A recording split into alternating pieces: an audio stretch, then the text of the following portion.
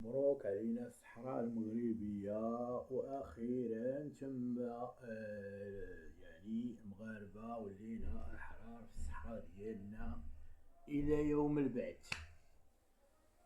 كنا كنتمناو ينوض واحد الخميس في هذا النهار السعيد، وحسن الثاني يحضروا حتى هما. تمنينا لو شافوا هذا المنظر، وهما كانوا من الجنود المجندين السباقين للصحراء المغربية. ولكن أنا متيقن بلي غيوصلوا لهادشي، لأن حياة البرزخ كلشي غيوصلون.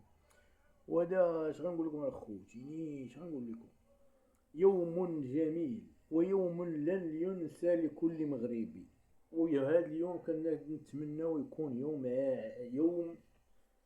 يوم عيد، تكون فيه عطلة كأي عيد الشباب وعيد الاستقلال وعيد هاد النهار هذا.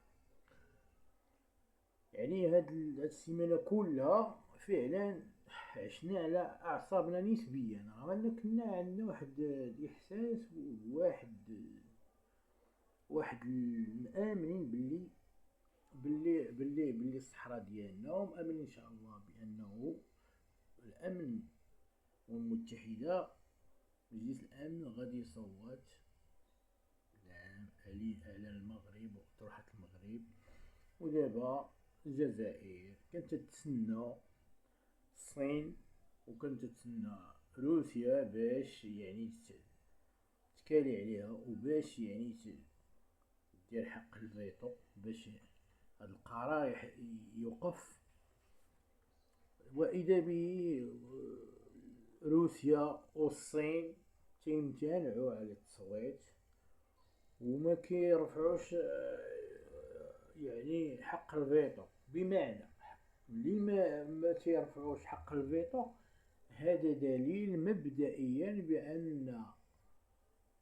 بأن روسيا والصين قابلين مقترح الحكم الذاتي.